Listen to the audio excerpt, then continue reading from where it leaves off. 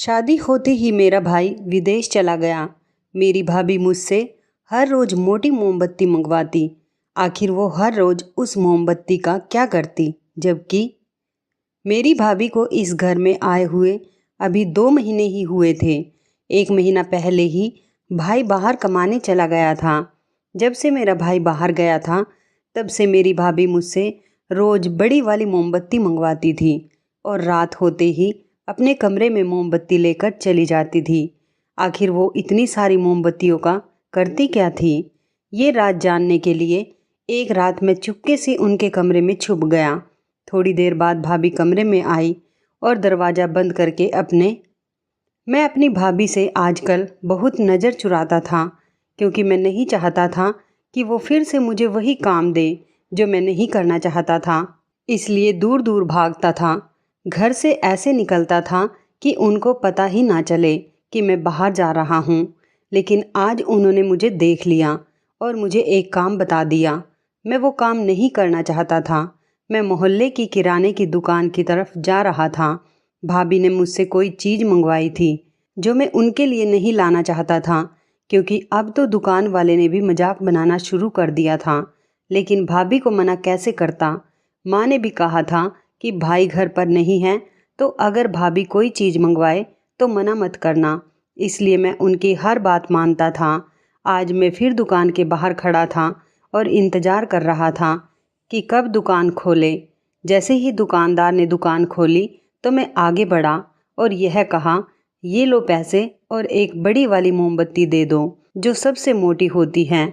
दुकान वाला हंस पड़ा और कहने लगा, रोज़ इतनी सारी मोमबत्तियों का क्या करते हो यार? तुम लोग तो अच्छे भले ख़ानदान से हो। तुम्हारा भाई बाहर गया हुआ है, इन्वर्टर क्यों नहीं लगवा लेते? क्या आजकल के ज़माने में भी लाइट जाने के बाद मोमबत्ती जलाकर काम करते हो? आज मुझे थोड़ा गुस्सा आ गया और मैंने उससे कहा, भाई मुझे मेरा सामान दे दो, और भी काम है मुझे। मेरा उससे कहने का ये मतलब था कि तुम अपने काम से काम रखो, तुम्हारा काम है सामान बेचना। मैंने वो मोमबत्ती ली और घर आ गया। भाभी पहले से ही इंतज़ार में खड़ी थी। मेरी भाभी बहुत ज़्यादा खूबसूरत थी।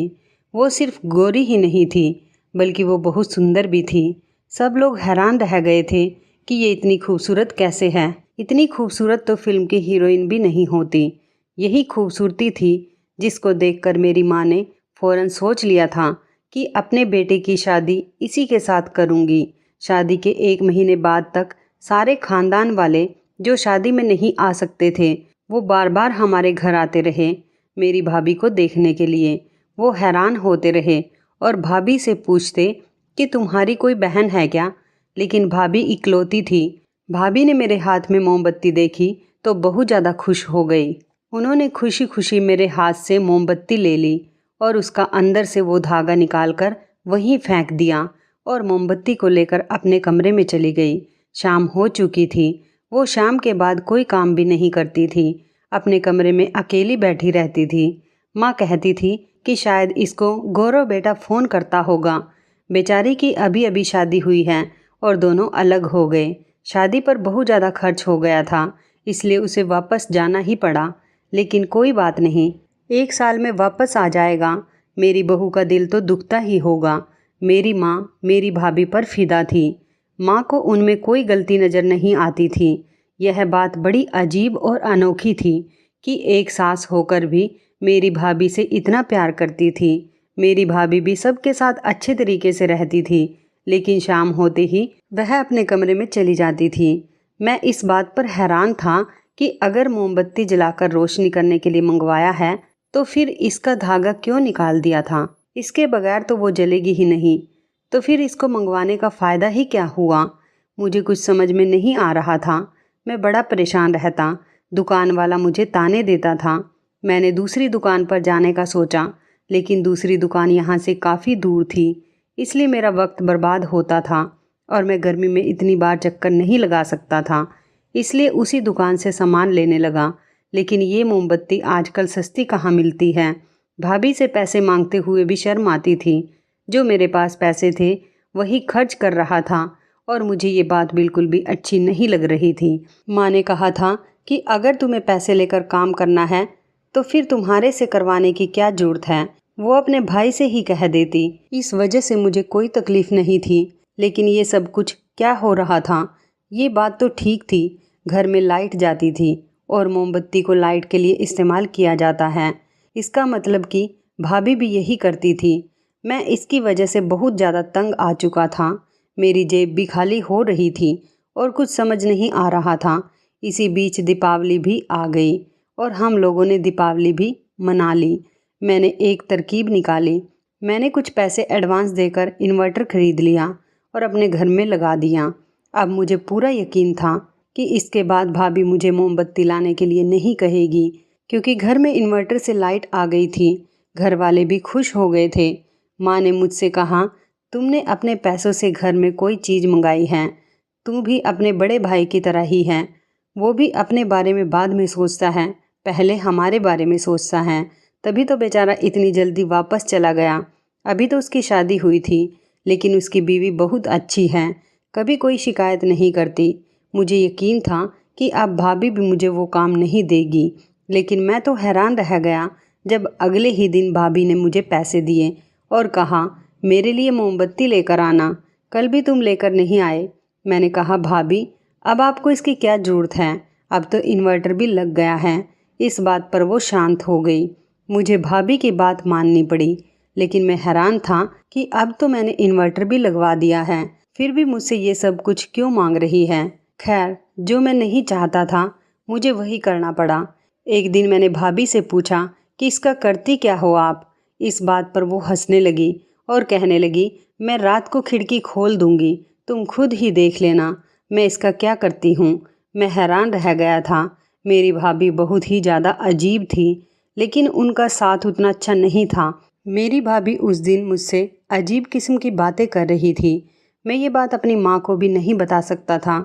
एक दिन भाई का फ़ोन आया और वो माँ से कह रहा था कि लगता है आप लोगों ने मेरी बीवी को बहुत ज़्यादा प्यार से रखा हुआ है, उसको मेरा कोई ख्याल ही नहीं है, मुझे फ़ोन नहीं करती, मुझसे बात नहीं करती। पर माँ ने कहा, वो तो शाम को सारे काम वगैरह ख़त्म कर देती है और कहती है कि मैं रूम में जा रही हूँ तुमसे बात करने के लिए, क्योंकि इस टाइम वहाँ पर सुबह का वक्त होता है। मैं उसको तंग नहीं करती कि तुम उससे बात करते होंगे, तुम यहाँ पर रहते नहीं हो तो बात करके ही गुजारा हो सकता है। मेरा भाई इस बात पर हैरान था। उसने कहा, नहीं ऐसा कुछ नहीं है, हम लोग बात तो करते हैं, लेकिन वो मुझे इतना वक्त नहीं देती। मेरे भाई ने भी शायद उसकी इज्जत रख ली थी, उसने बात को घुमा दिया। मेरी माँ को भी शक होने लगा था। मेरी माँ ने उसके बाद से मेरी भाभी को रात का खाना बनाने का काम दे दिया और कहती, रात का सारा खाना तुम्हें बनाना है। खाना बनाने का ये मतलब था कि उसे खाना बनाना था, सबके लिए खाना तैयार करना था और उसके बाद खाने के बर्तन भी धोने थे, जिसमें वक्त काफ़ी लग जाता था। रात के 10 तो बज ही जाते थे। हमारे घर में खाना देर से खाया जाता था। भाभी ने 2 दिन तक तो यह काम किया, उसके बाद वो परेशान हो गई। उन्होंने कहा, मैं यह काम नहीं करूँगी। एक तो मेरे पति को बाहर भेज दिया, शादी में तो आप लोगों ने ऐसा कुछ नहीं बताया कि वो इतनी जल्दी वापस चला जाएगा, और ऊपर से मुझसे घर का काम करवा रहे हैं। मैं दिन का खाना बनाया करूँगी, रात का खाना मैं नहीं बनाऊँगी। जब उन्होंने इनकार कर दिया और अपने पर आ गई तो माँ फिर भी क्या करती, फिर घर में झगड़े होते और कुछ ठीक भी नहीं होता। मेरी माँ इस तरह की नहीं थी, उन्हें ज़्यादा झगड़े करने का शौक़ नहीं था, इसलिए वो अभी खामोश हो गई और मैंने भी सोच लिया कि मैं देखूंगा कि भाभी क्या करती है। और उन्हें खुद ही कहा था कि मैं रात को खिड़की खोल दूंगी और तुम देख लेना। मैंने सोच लिया कि आज रात उनके कमरे की खिड़की से ज़रूर देखूंगा। उनका कमरा एक कोने में बना हुआ था, बाहर छोटा सा बाथरूम था। यही कमरा भाई को इसलिए दिया था कि उनकी नई नई शादी हुई थी तो वो लोग थोड़ा साइड पर रहे। मुझे तो ये अच्छा ही नहीं लग रहा था, क्योंकि रात का वक्त था। अगर कोई मुझे देख ले कि मैं भाभी के कमरे की खिड़की के बाहर खड़ा हूँ और अंदर झांक रहा हूँ तो मेरी बहुत बेइज्जती हो जाती। मम्मी तो मुझे ना जाने क्या क्या बातें सुनाती। एक तो उसका पति घर पर नहीं है, तू कौन होता है रात के टाइम उसके पास जाने वाला। मैंने आसपास देखा तो कोई भी नहीं था। फिर जब मैं खिड़की के पास गया तो खिड़की बंद थी, लेकिन अंदर से अजीबोगरीब किस्म की आवाज़ आ रही थी। ऐसा लगता था कि भाभी को दर्द हो रहा था। मैं हैरान था कि भाभी ऐसा क्या कर रही थी। वो तो कह रही थी कि वो खिड़की खोल देगी, लेकिन उन्होंने खिड़की नहीं खोली और मैं वहाँ से वापस चला गया। सुबह मैंने भाभी से कहा, आपने खिड़की क्यों नहीं खोली? तो उसने कहा, अच्छा तुम देखने चले आए? मैं तो मजाक कर रही थी। तुम्हें शर्म नहीं आती? तुम मेरे कमरे में झांकोगे? मैं शर्मिंदा हो गया। मैंने कहा, नहीं, मैं भी मजाक ही कर रहा था, मैं नहीं आया था। इस बात पर वो भी हंसने लगी और कहने लगी, कोई बात नहीं, मैं खिड़की खोलना भूल गई थी। मुझे कुछ समझ नहीं आता कि उनका मूड का पता ही नहीं चलता। कभी कोई अजीब सी बात कर देती थी और कहती थी कि मैं मजाक कर रही हूँ, और कभी सीरियस में भी अजीब सी बातें कर देती थी और कहती कि मैं मजाक नहीं कर रही। मेरी माँ को भी मेरी भाभी से तकलीफ़ होने लगी। उनकी हरकतों पर गुस्सा आने लगा था। अगर मोहल्ले से कोई आता है तो मेरी माँ उसकी बुराई भी करती थी, जबकि मोहल्ले वाले कहते थे कि बड़ी किस्मत वाली हो, इतनी खूबसूरत चाँद जैसी बहू मिली है। मेरी माँ कहती थी कि खूबसूरती का अचार डालूं क्या, कोई गुण भी तो होना चाहिए। जबकि यही माँ थी जो पहले कह रही थी कि लड़की को खूबसूरत होना चाहिए ताकि सारे देखें तो देखकर ही जल जाएं। घर के काम तो आजकल किसी भी लड़की को नहीं आते, शादी के बाद ही सीखती हैं। लेकिन अब मेरी माँ का नज़रिया बदल गया था। भाभी की कोई बहन तो नहीं थी, लेकिन उनके रिलेशन में एक लड़की थी, उनकी तरह ही खूबसूरत थी। मेरी माँ पहले कहती थी कि उसका रिश्ता मेरे साथ करना है, लेकिन अब मेरी माँ ने इनकार कर दिया था और मुझे भी कोई चाव नहीं था। अगर भाभी ऐसी थी तो वो लड़की भी ऐसी ही होगी, और मैं ऐसी औरतों के साथ ज़िंदगी नहीं गुजार सकता था। भाई यहाँ पर नहीं था। अगर उन्हें पता चल जाता कि इस तरह की हरकतें हो रही हैं तो वो भी हैरान होते और परेशान भी। अगले दिन मैं फिर इंतज़ार कर रहा था कि आज खिड़की खुली होगी, लेकिन आज जब मैं जाने लगा तो मेरी माँ ने मुझे देख लिया। उन्होंने कहा, इस तरह किधर जा रहा है? मैंने कहा कि वह मेरे दोस्त का फ़ोन आया है तो मैं आंगन में जा रहा हूँ। मेरी माँ ने कहा, वहाँ ही बात करनी है क्या? अपने कमरे में बैठकर बात कर ले। ऐसी कौन सी बात है? उन्होंने तो मुझे डांटना ही शुरू कर दिया। खैर, मैं माँ के सामने ही वापस कमरे में आ गया, लेकिन थोड़ी देर बाद फिर से मैं चला गया जब मुझे यकीन हो गया कि मेरी माँ सो गई हैं। लेकिन इस बार फिर से खिड़की बंद थी और वही आवाज़ें आ रही थी।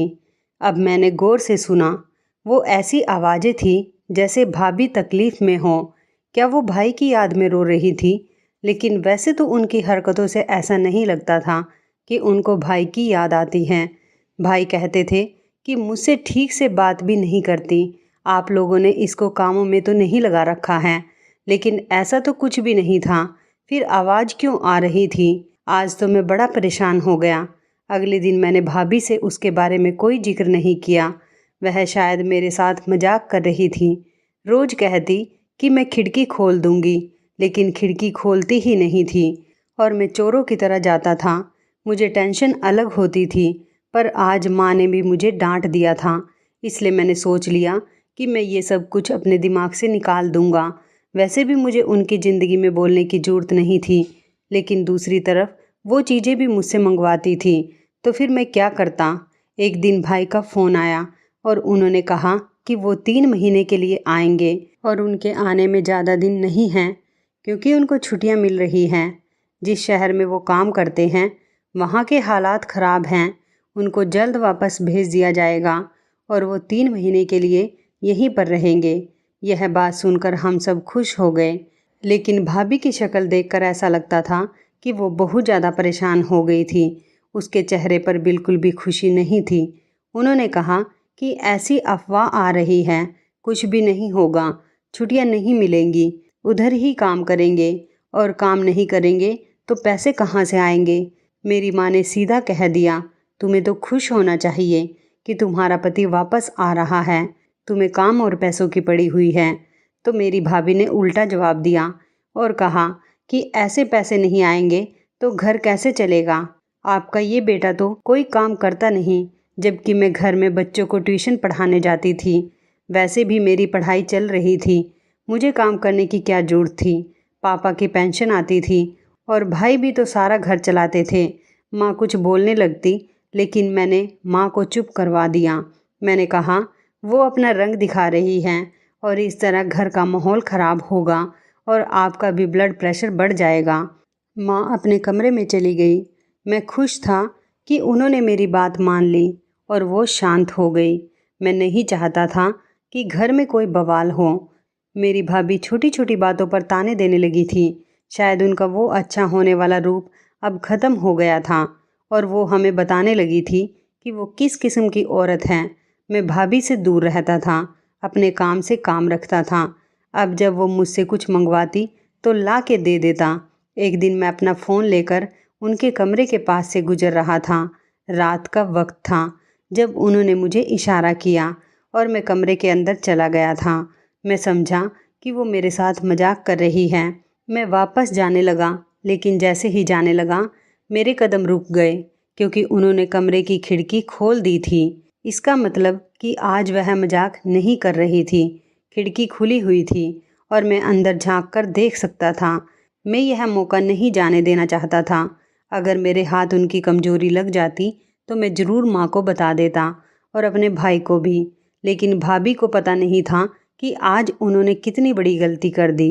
अब मेरे दिल में उनके लिए बिल्कुल भी इज्जत नहीं थी। मेरी माँ के साथ झगड़ा करती थी और मुझे यह सब कुछ पसंद नहीं था। मैं आगे बढ़ा और काफ़ी हैरान भी था कि क्या होने वाला है। खिड़की खुली हुई है और कमरे के अंदर लाइट भी ऑन थी।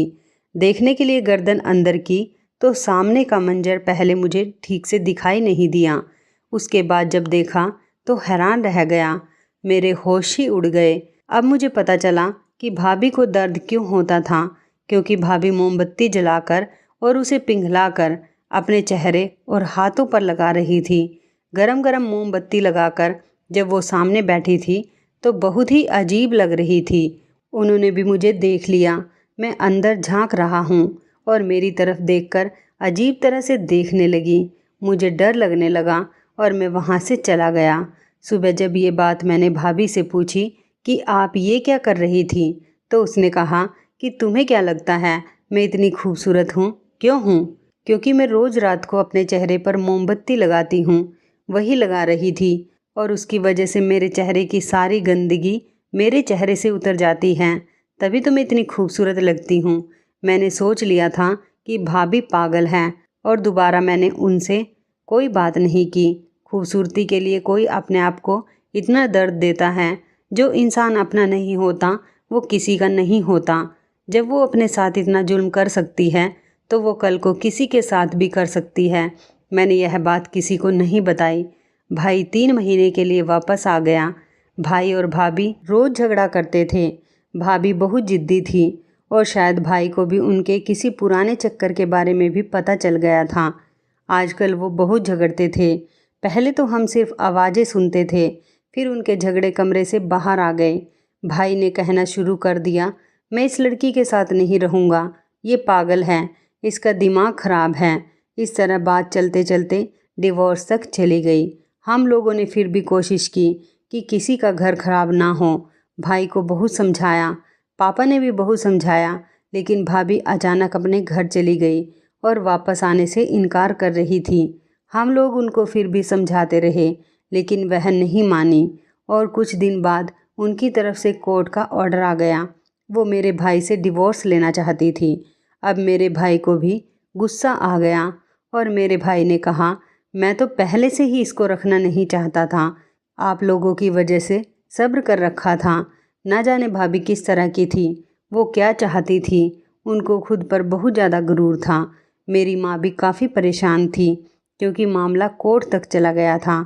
मेरे भाई ने माँ से कहा, आपने लड़की की शक्ल देखी लेकिन उसका किरदार और उसकी अकल नहीं देखी, केवल शक्ल देखकर इसको ले आई। कुछ दिनों के बाद मेरी भाभी और भाई को अपनी अपनी गलती का एहसास हुआ और वो फ़ोन पर बातें करने लगे। फिर मेरा भाई भाभी को घर वापस ले आया। भाभी भी खुशी खुशी घर वापस आ गई। दोनों को अपनी गलती का एहसास होने के बाद दोनों ने एक दूसरे से और घर वालों से माफ़ी मांगी। फिर उन्होंने अपनी घर गृहस्थी की अच्छी शुरुआत कर ली और खुशी खुशी रहने लगे। दोस्तों, आप लोगों से भी गुजारिश है कि किसी की भी केवल खूबसूरती ना देखें, सब कुछ देखने के बाद ही शादी करें, क्योंकि शादी कोई खेल नहीं है। और ना ही जल्दबाजी में कोई भी गलत फैसला करे, क्योंकि जल्दबाजी का काम तो शैतान का होता है। और जब भी कोई निर्णय जल्दबाजी और गुस्से में लिया जाता है, कई बार उस निर्णय पर हमें बाद में पछताना पड़ जाता है। इसलिए कोई भी निर्णय लेने से पहले अच्छी तरह से सोच विचार कर लेना चाहिए। आज की कहानी बस इतनी ही। तो इस कहानी के बारे में आपकी क्या राय है, कमेंट करके ज़रूर बताइएगा। दोस्तों, आपको हमारी ये मज़ेदार कहानी कैसी लगी, आप हमें कमेंट बॉक्स में ज़रूर बताएं। यदि आपके पास भी ऐसी कोई प्यारी सी कहानी है या फिर ऐसी कोई कहानी जिससे कुछ शिक्षा मिले, तो आप हमारे साथ उसको ज़रूर शेयर करें। दोस्तों, यदि आपको हमारी ये वीडियो अच्छी लगे तो आप हमारी इस वीडियो को लाइक शेयर ज़रूर करें। और ऐसी ही दिल को छू लेने वाली प्रेरणादायक कहानियाँ सुनने के लिए हमारे चैनल को भी सब्सक्राइब करें। और यदि आप हमें फेसबुक पर देख रहे हैं तो आप हमारे फेसबुक पेज को लाइक और फॉलो ज़रूर करें। तो दोस्तों, फिर मिलते हैं ऐसी ही ज़बरदस्त कहानी या टिप्स के साथ नई वीडियो में। तब तक के लिए धन्यवाद। आप सभी अपना ख्याल रखना। आपका दिन शुभ व मंगलमय हो।